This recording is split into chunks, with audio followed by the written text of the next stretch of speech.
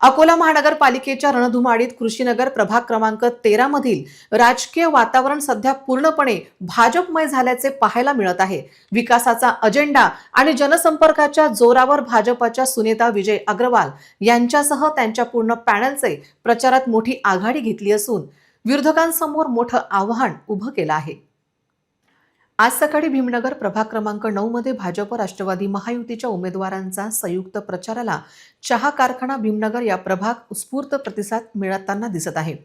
महायुतीच्या उमेदवारांनी प्रभागातील नागरिकांसाठी अनेक महत्त्वपूर्ण विकास कामांचा संकल्प सोडला आहे। महानगरपालिका शाळांसाठी उच्च दर्जाचे शिक्षण उपलब्ध करणे आणि नागरिकांसाठी आधुनिक आरोग्य केंद्रांची निर्मिती करून आरोग्य शिबिरे आयोजित करणे, नियमित स्वच्छता, घनकचरा व्यवस्थापनासाठी प्रयत्न आणि प्रभागात 24 तास पाणीपुरवठा करण्यासाठी आधुनिक रुग्णसेविकेसह नवीन जलवाहिन्यांचे नियोजन करण्याचे वचन उमेदवार देताना दिसत आहे। आम्ही प्रभागाच्या विकासासाठी कटिबद्ध आहोत। मतदारांनी आमच्यावर विश्वास दाखवून महायुतीच्या उमेदवारांना प्रचंड बहुमताने विजयी करावे असे आवाहन उमेदवारांकडून करण्यात आले आहे। 15 जानेवारी रोजी होणाऱ्या या निवडणुकीत भीमनगर प्रभाग क्रमांक 9 मध्ये महायुतीचे पारडे जड असल्याचे चित्र दिसत आहे। क्रमांक 9 मध्ये सध्या मी आहे। सर, आपला प्रचार तर अतिशय उत्तमच सुरू आहे आणि रॅलीला उत्स्फूर्त प्रतिसाद पण दिसतोय मला, पण प्रभागात तुम्ही निवडून आलात तर कुठली विकास कामं रखडलेली आहे आणि त्याच्यावर तुम्हाला भर द्यायचा आहे? मागील अनेक वर्षापासून या प्रभागाचं प्रतिनिधित्व मी या ठिकाणी करत आहे। आज माझी पत्नी या ठिकाणी प्रभागाची निवडणूक लढवत आहे। या ठिकाणी आम्ही आतापर्यंत ज्या मूलभूत सुविधा आहे त्या आम्ही देण्याचा प्रयत्न केलेला आहे आणि ह्यापुढे आम्ही करत राहणार आहोत। आणि प्रभाग हायटेक करण्याचा आमचा निर्धार आहे।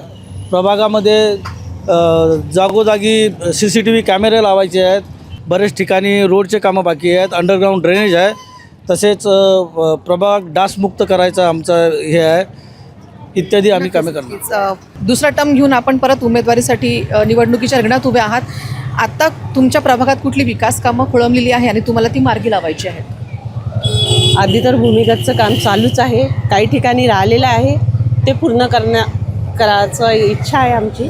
त्यांनी जनतेने जी आतापर्यंत आमच्यावर विश्वास दाखवलेला आहे व आता परत विश्वास दाखवावा ही सगळ्यांना मी विनंती करते। आणि आता जी ही रॅली निघते याला प्रचंड प्रतिसाद मी बघते, पण तुम्हाला कसा अनुभव आहे या रॅलीमधून? खूप छान प्रतिसाद मिळतो आहे। ज्या माझ्या लाडक्या बहिणी आहेत, लाडके भाऊ आहेत, ते माझ्यासोबत म्हणजे रात्रंदिवस झटत आहे, बस तोच प्रतिसाद खूप छान मिळतो आहे मला। नक्कीच। विकास कामं सध्या खोळंबलेली आहेत आणि तुम्हाला ती मार्गी लावायची आहेत। स्मशानभूमीचा एक विषय आहे मॅडम मोठा, तो आम्हाला लावायचा आहे।